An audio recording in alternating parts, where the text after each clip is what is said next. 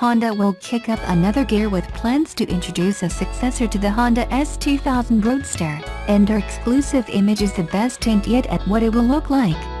While our exclusive image predicts what the car could look like if it appears, a newly discovered set of patent renders submitted by Honda hint at a potential new sports car in line with our predictions.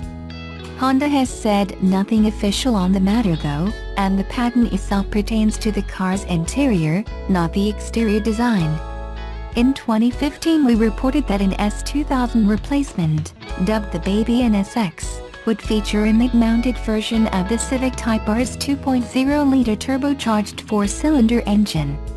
Now, according to a source close to Honda, pressure to adhere to stringent emissions regulations has forced the company to downsize the engine to a 1.5-liter turbo which, with electric motor assistance, is expected to generate around 300 bhp.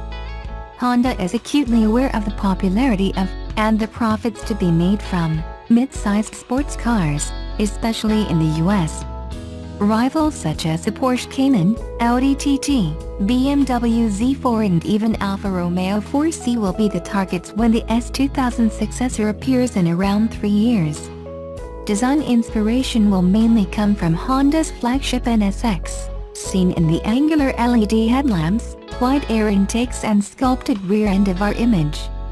And while the original S2000 was only available as a roadster, Honda is set to change direction and offer the successor as a coupe only.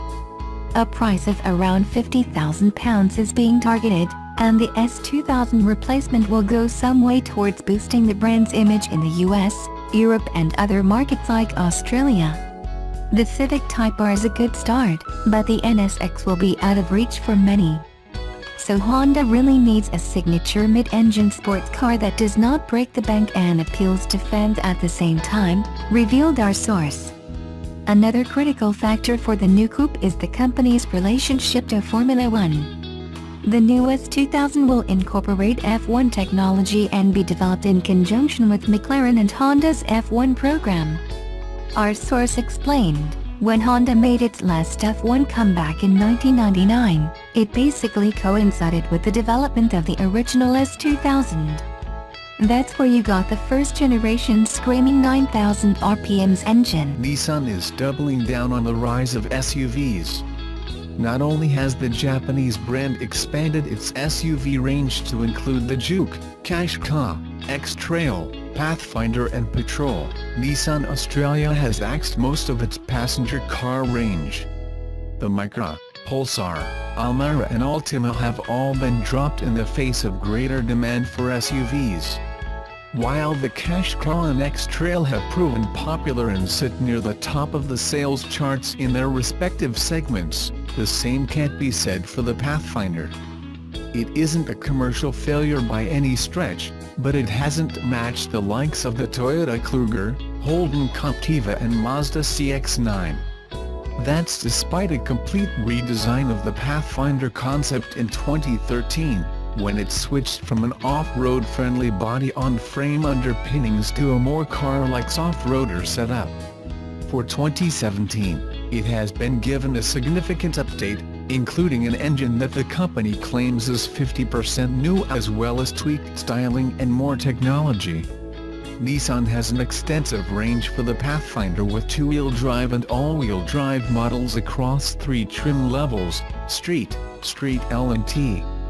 We're testing the Saint AWD, which priced from $45,490 plus on-road costs, which is on par with its Toyota and Mazda rivals of similar specification. For the price you get an 8.0-inch infotainment touchscreen, Bluetooth, cruise control, tri-zone climate control, keyless entry and ignition, 6-speaker stereo and 18-inch alloy wheels. It misses out on any active safety features that are available on the Street L and T models, but it does get a reversing camera and rear parking sensors to go with 6 airbags. Servicing is required every 12 months/10,000 kilometers, whichever comes first, but thanks to Nissan's capped price servicing program over the first 3 years you'll spend a reasonable $977. The Pathfinder follows the same design pattern as the rest of Nissan's SUV range, so much so that the cabin looks like a scaled-up X-Trail. It is a practical design, lacking the detail and style of the likes of the CX-9 or Hyundai Santa Fe, but it does the job, offering good small item storage and all the major controls are intuitive. What really impresses about the Pathfinder's cabin is the space and user-friendly seating setup. Space in the second row is generous and it has a sliding function so you can trade off room between it and the third row as needed. Getting into that third row is easy thanks to Nissan's clever arrangement that means the push of a single lever tilts the second row seat forward and lets you slide it forward. That creates a large opening to access the third row. The only criticism of the arrangement is that it's on the wrong side, the driver's side instead of the curb side, a legacy of the US-led design of the SUV. Space in the third row isn't the best in this class, but it's not far off with decent head and legroom. This is where the biggest changes for this updated model have been focused. As mentioned at the start, the company claims approximately 50% of the engine's components are new, even if it remains a 3.5-liter V6. Power is now 202 kilowatts, up 12 kilowatts over the old engine, and torque is 340 Nm, up 15 Nm, which is more than adequate performance to get the big 7-seater moving. There's plenty of punch once you let the engine have a few revs to reach its optimum performance. It's hampered by Nissan's decision to carry over the same continuously variable transmission from the outgoing model. It dulls the engine's performance and means it can be noisy under acceleration. Despite the major changes to the engine, fuel economy has only improved by 0.2 liters per 100 kilometers to a still thirsty 10.1 L/100 kilometers, which leaves it off the pace of the class best. Nissan has also made changes to the ride and handling of the Pathfinder to try and make it more dynamic on the road, now that it no longer has any pretensions of being a serious off-roader. The suspension has been stiffened to try and reduce body roll and cornering, and it has only been partially successful. While it is firmer and slightly flatter when cornering compared to the old model, it still falls short of the dynamic benchmark in this class, the Mazda CX-9. Another change is quicker steering, which reduces the old model's off-center agility but again falls short of offering the directness and feedback offered by the best-in-class.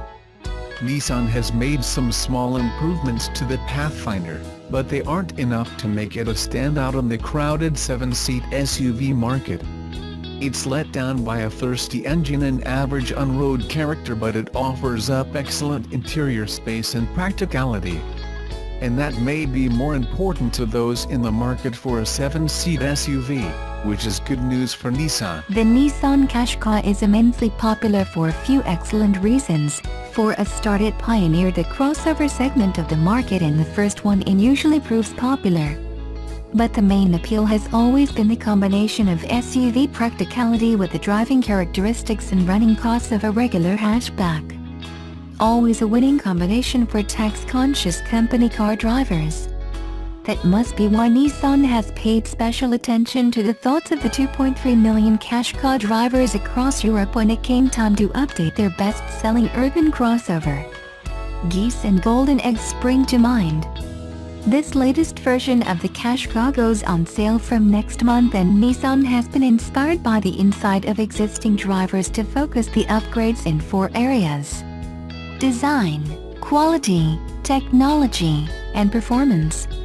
So, that will be the whole car then? Buick on Wednesday unveiled a new Regal GS for North America, but elsewhere the car will be badged a Holden Commodore VXR or Opel Insignia XC or Vauxhall Insignia XC. The Commodore VXR will serve as the performance flagship for the latest Commodore, which is essentially a rebadged Buick Regal sold by Holden in Australia and New Zealand. the Commodore VXR has big shoes to fill as it replaces the previous generation Commodore SS, which is sold here as the Chevrolet SS and comes with a 6.2-liter V8, standard 6-speed manual, and rear-wheel drive. Yep, it's certainly a sad day for performance fans in Australia. However, the Commodore VXR is nothing to sneeze at. The car features an identical spec to the Regal GS, which means a 310 horsepower 3.6-liter V6, 9-speed automatic and torque vectoring all-wheel drive. Things are a bit different over in Europe.